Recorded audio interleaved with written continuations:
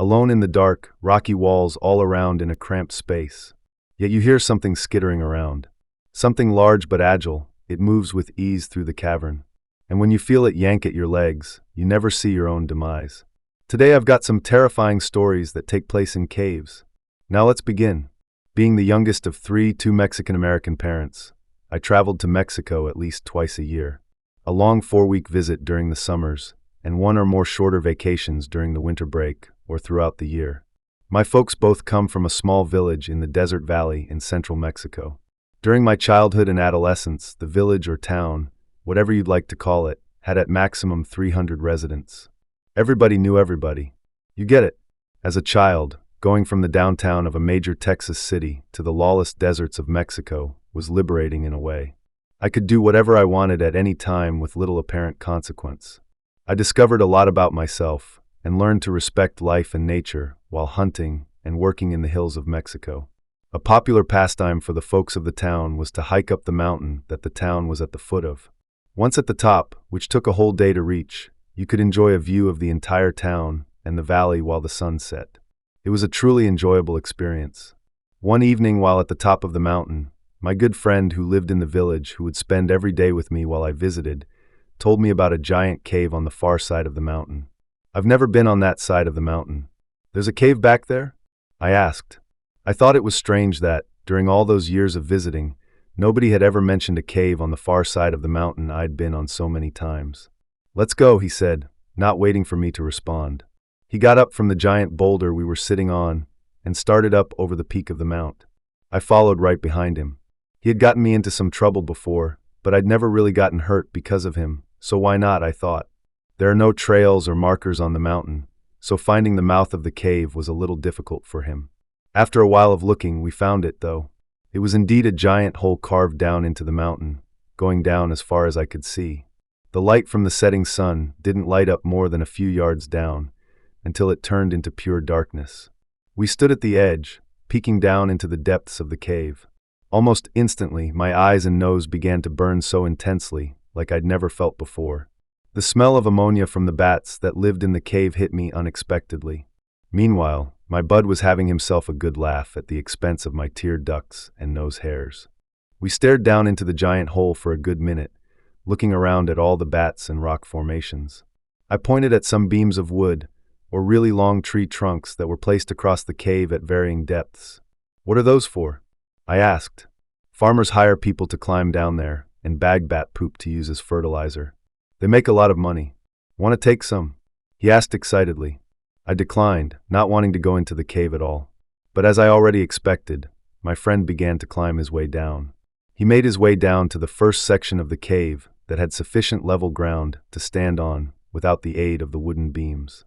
He yelled at me to follow him, and I don't quite remember how, but he convinced me to climb down into the cave. The beams were pretty far apart from each other, since they were placed by and intended for adults. I must have been around 10 years old at the time.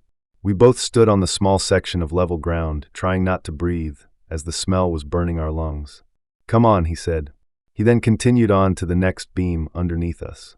I'm not going down there, man, I said back to him nervously. He didn't stop, though.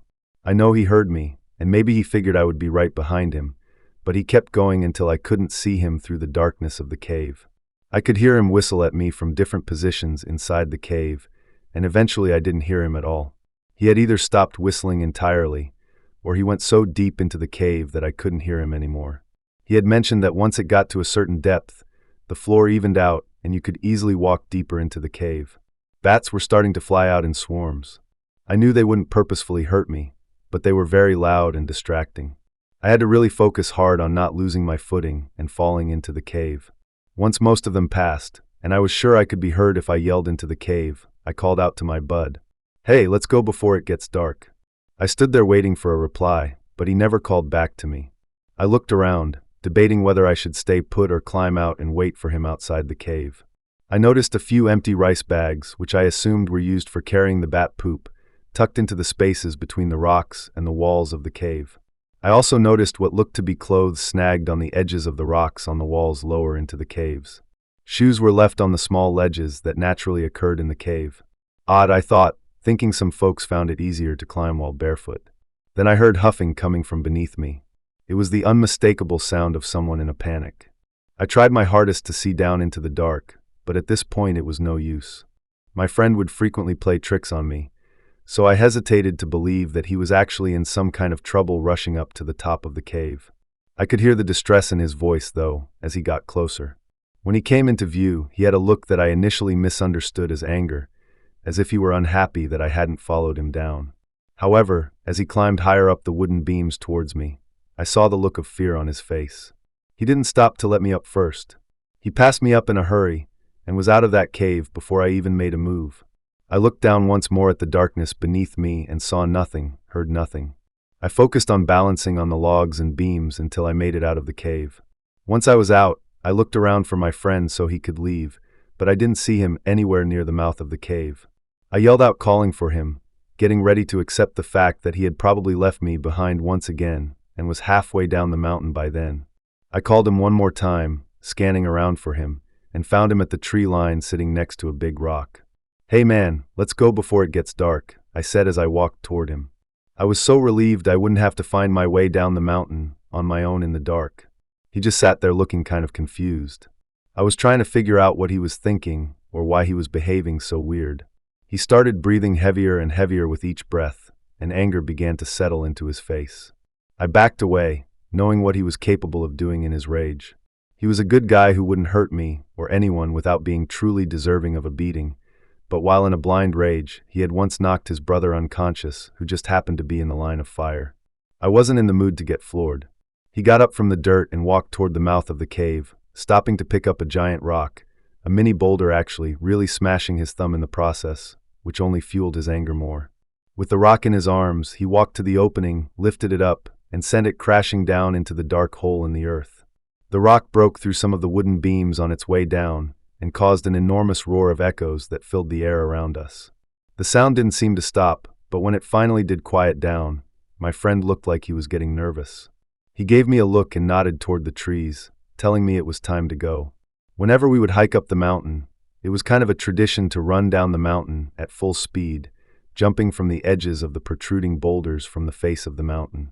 Our landings were softened by the decades of dirt and dead leaves piled up on the steep face of the mountain. Dangerous, yes, but most of the activities we filled our days with were dangerous. We were just kids with only our imaginations to entertain ourselves. So when we started jumping and hopping down the mountain, my friend was covering way more ground than I was. I tried my best to keep up with him, but he left me behind, seemingly without even trying. He would stop every now and then to let me catch up, though. We made it back to town in about 40 minutes. We sat in my family's living room for a while, which is no more than an open-air concrete corridor with a roof made of bamboo and clay shingles. He held his hand up and showed me his thumb. It was a disgusting purple swollen lump. "I need to drain the blood," he said as he blankly stared at his hand. I found him a sewing needle and held it over a candle for a few seconds. I slowly pierced the skin of his thumb with the needle, and I could see it hurt him quite a bit. He was really quiet after that. Maybe it was that we turned into teenagers soon after, but every year I visited after that, he was never the guy I knew as a kid. Last summer in 2020, I got news that my good friend was found in his house, hanging in his room. I had no doubt that he had enemies in town and in the surrounding villages that might have something to do with his death. However, his wife said she was sure he had hung himself. He was there with me when I went on my first hunt, when I harvested my first beehive, when I unknowingly stole a herd of cattle from the drug lord in our region, when we got lost in the desert and jumped into a well just to drink water, when my aunt unloaded her rifle on us when she thought we were trespassers, and when we were chased by a herd of bulls that got away from their rancher. I often wonder what happened in that cave that really changed him. I truly regret not being in there with him that day. Story number 2. This isn't my story, but the story of a coworker of mine. I'm stationed in the military on the island of Guam, and there isn't much to do here except drink on the beach, go to the bars, or get scuba certified. My coworker, Elisa, we'll call her, had gotten her diving certification when she first got here, and had some wacky and scary stories from beneath the waves. She's told me quite a few, but this one is probably my favorite. This happened about a year ago as of writing this. Outside of the mouth of the largest harbor on the island is a place called the Blue Hole. This is a notorious place for divers because there have been several deaths in the past few years.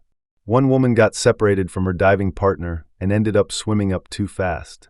She got the bends, got confused, started swimming down until she got trapped in a cave.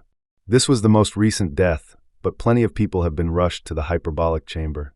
A lot of the locals say that the blue hole is actually the mouth of a demon who climbed out of Mariana's Trench when the world was first formed. I digress.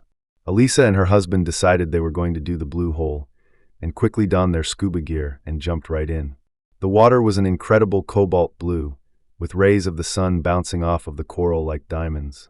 Her husband motioned Elisa to go down into the hole with him. The two of them began their descent into the darkness of the hole. It goes down about 300 feet, but unless you're specially trained, you can't go that deep. The sides are riddled with subterranean aqueducts that go everywhere under the island. Nobody has ever explored them all. The deeper they go, the darker it gets, with sharks and fish swimming around them lazily.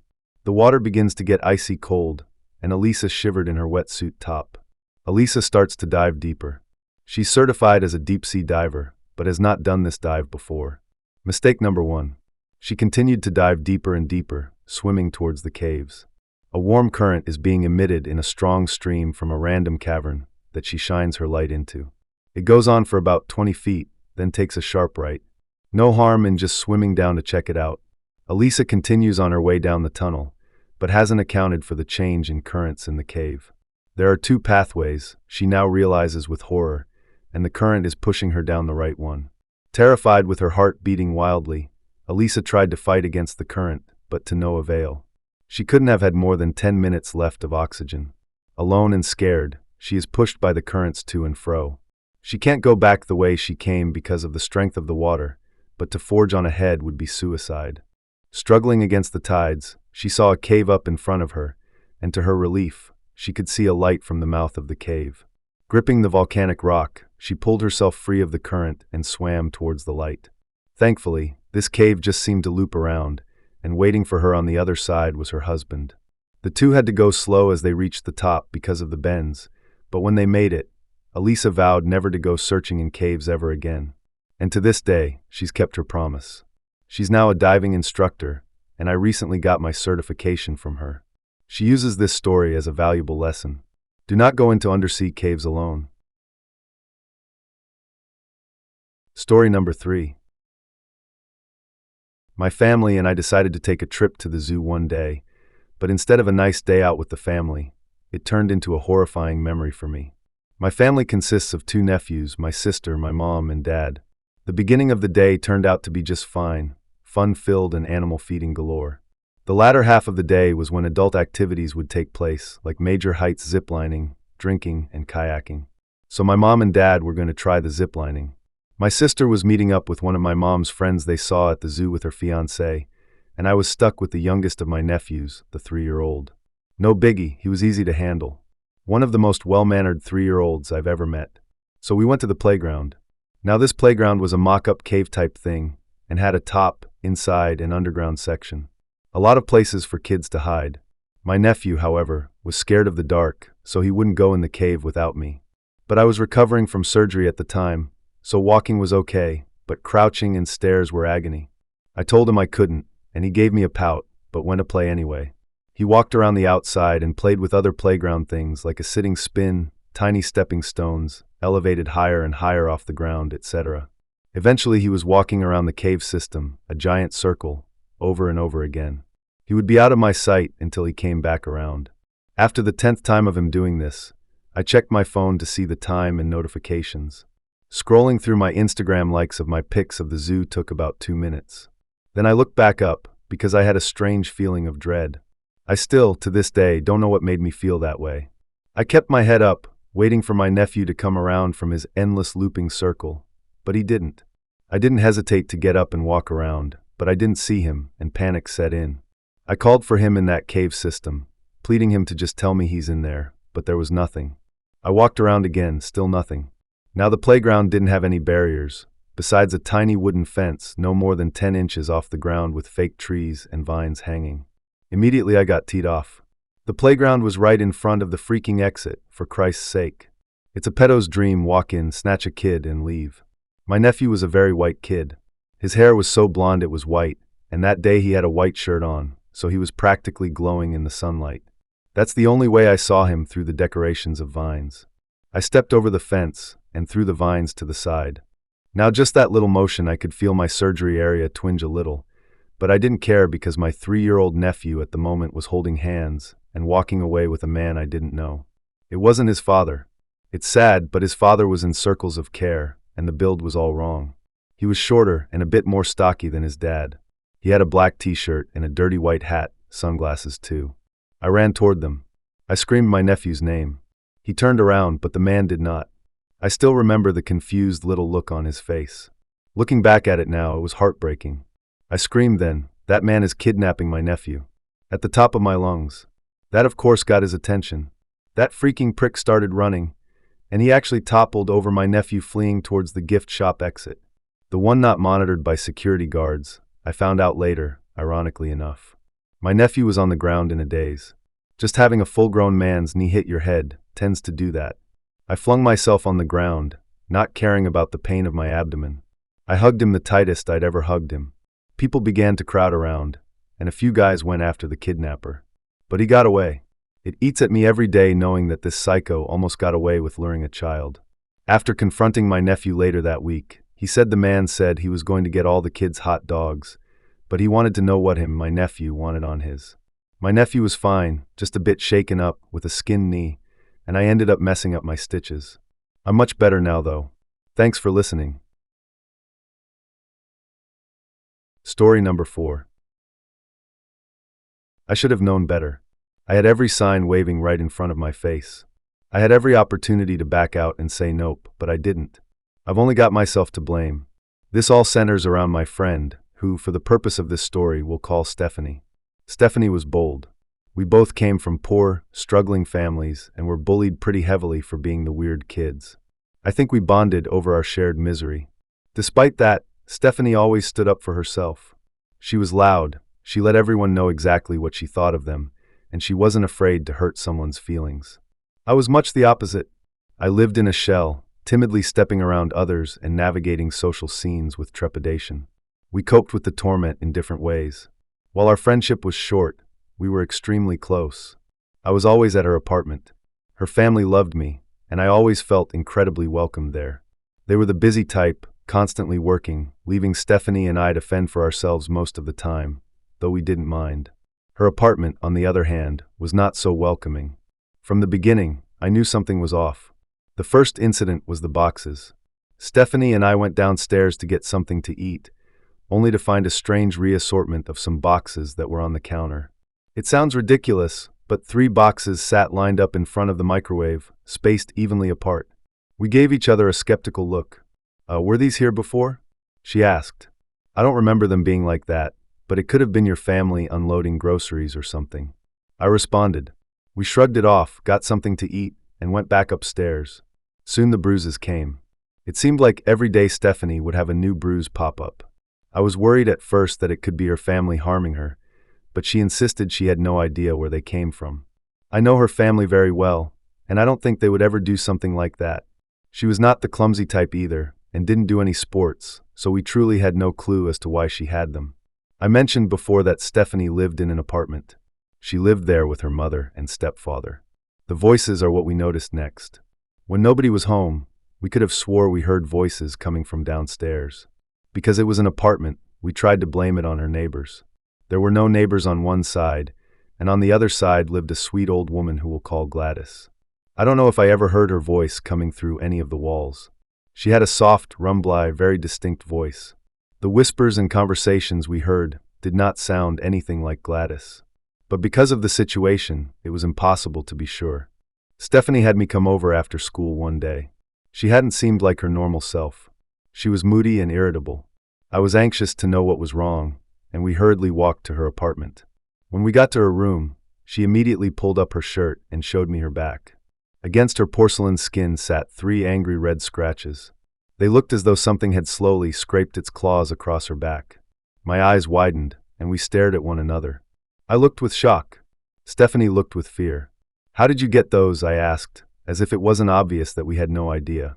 Her eyes glimmered with tears. I don't know, but they hurt, she said. Do you want me to put anything on them to help? I inquired. She shook her head, lowered her shirt, and for the first time, we discussed the weird crap that had been going on. We never thought we'd be the stars of the most cliché horror movie ever, but there we were. Stephanie then confided in me that her mom was a bit of a religious nut. I knew she identified as a Christian, but until then I didn't understand the extent of how deep it ran. She told me that when they first moved into the apartment that her mom went around with holy water and drew crosses over each bed and doorway. Additionally, she had placed a small crucifix over each bed. Warning bells began ringing in my head, but unfortunately we were powerless. It's horrible to feel so defeated, like you have no control over your own life. I felt so bad for Stephanie, who this was actually affecting. It all came to a head one afternoon. Stephanie and I decided to go hiking the local mountain called the Pinnacles. The Pinnacles has 3 trails, the East, the West, and Indian Fort Trail. The East is mostly flat, but it's the longest. It's the easiest trail to take and is the most traveled. The majority of the landmarks are along this trail. The West is the next most traveled, but it's steeper, making it more difficult to hike. It's the second longest trail. The Indian Fort Trail almost feels like rock climbing because it's so steep, but it's very short. Stephanie and I decided to take the East as both of us were on the larger side, and hiking the other trails was harder for us. The Pinnacles closes its gates when night falls. I should have mentioned earlier that this all took place during the spring of 2016. Dusk came around 7:30 p.m., and it was completely dark by 8. We started the hike at 3:30 p.m. Unsurprisingly, we were slow. It took us half an hour just to get to the part of the trail where it splits. The sun was still high in the sky, and foolishly we felt safe. Not soon after we took the East Trail, a hazy fog fell low to the ground. The sun became blocked by clouds that were rapidly closing in. A sort of static hung in the air, and a feeling of claustrophobia settled deep into my bones. I caught Stephanie's eye in a side glance, but she said nothing. We continued despite the fast-changing weather conditions. After hiking the East Trail for about an hour, rain began to fall. There were 2 landmarks with overhangs where we could seek shelter while we waited it out. One was called the Eagle's Nest, the other the Devil's Kitchen. I knew the East Trail like the back of my hand, and from our vantage point, we were roughly equidistant between the two. The Devil's Kitchen is essentially a shallow cave, so we decided to head there as it had more coverage. By the time we got there, we were soaked. The rain came harder and harder, with seemingly no end. I couldn't tell you how long we waited. At one point I pulled out my phone to check the time, only to find it had died. I found that extremely odd as I had a fully charged battery when I left, and only used it to take pictures along the way. Stephanie's phone had died too. Technology is weird though, and anything could make it malfunction. Nevertheless, we were cold, shivering, alone in the Devil's Kitchen while the rain just kept coming. It wasn't long before Stephanie and I heard branches breaking. We couldn't be sure that that's what we were hearing over the roar of the rain, but as the sound became louder and closer, we were positive that's what it was. We looked at each other and didn't speak. The tension was palpable. Our eyes conveyed the same thing, terror. Once again, we were helpless. Out of the haze, a silhouette appeared and began to take form. A sort of shadow. I'd guess it stood about 8 feet tall.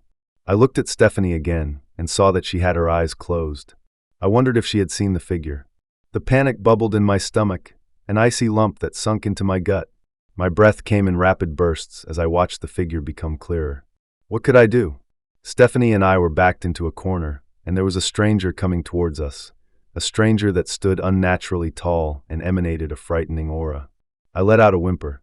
What was the sense in being quiet when it clearly knew where we were? There was no hiding, there was no running. I followed Stephanie and closed my eyes, not knowing what else to do. Maybe when I opened them, the thing would be gone. Fear flooded my brain. My heart pounded, and I could hear the blood rushing in my ears. After maybe 5 minutes, I decided that I would open my eyes. Slowly, with tears welling up, I opened them and I screamed. Directly in front of my face was another one, staring back at me. It was wide as a sheet with empty black pits for eyes. It had no nose and a small tear, where I think its mouth should have been. The thing made no noise, no indication that it had moved at all, despite the fact that we heard branches breaking that we thought signaled its approach. Gnarled, bony fingers with nails like ice picks reached towards my face and a shaky, rattling breath escaped its mouth. I bolted. Stephanie was right behind me. I made a sort of thrusting and kicking motion as I moved forward, but didn't connect with the body or anything for that matter. When we made it to the entrance of the cave, I made the cardinal error of looking back. But there was nothing. Regardless, we ran. We weren't very fast, but we kept going. We didn't stop until we reached the end of the trail where the split is. Stephanie and I panted, taking deep, desperate breaths. We walked the rest of the way until we made it to her car. Thank God we weren't any later. Dusk had begun to fall, and soon it would be dark. I went with her back to her apartment and made the decision to stay the night. Nobody was home when we arrived. We went straight upstairs, changed our clothes, took turns showering, and went to sleep, utterly exhausted. At some point during the night, my eyes opened. I was sleeping on a mattress on the floor that Stephanie always drug in for me. I checked my phone that I'd put on the charger and saw that it was 2 a.m. I was wondering what awakened me when I heard it, the door creaking ever so slightly open. I strained my eyes to try to see through the widening crack. I didn't have my glasses on, and my vision is terrible, so it was hard. The door continued to widen, and eventually I saw it. The face. Its body was the blackest black I've ever seen, so much so that it was outlined against the faint glow of moonlight beaming in through the curtains. My stomach dropped, and that all too familiar feeling of panic rose into my throat. My eyes darted around the room, catching on a glint of gold illuminated by the moonlight. The crucifix. It was, and I kid you not, upside down. I almost soiled myself out of fear. My eye shot back to the thing, but it had vanished. I let out a rough, gravelly breath. What was this thing? Why was it following us? I looked over to Stephanie, only to see that her eyes were wide open. She had seen it too. As per usual, we said nothing, only staring on in horror. The next morning, I gathered my things and left. We didn't talk about what had happened or what we saw. Our friendship ended soon after the incident for unrelated reasons, but it seems a cloud had hung over me since then. While I've never seen that face again, I can never hold a friendship or relationship. Everything I love disintegrates right in front of my eyes. I'm watching my life fall apart, and I can't help but think this thing has been following me all these years. I don't know how Stephanie is doing, or how she may be plagued by the white face. It's been almost 4 years since this happened, and I still have nightmares, and I think about it every single day. I shouldn't have ignored all the warnings. The boxes, the voices, the bruises, the scratches. Stephanie and I should have taken action to prevent something like that from happening.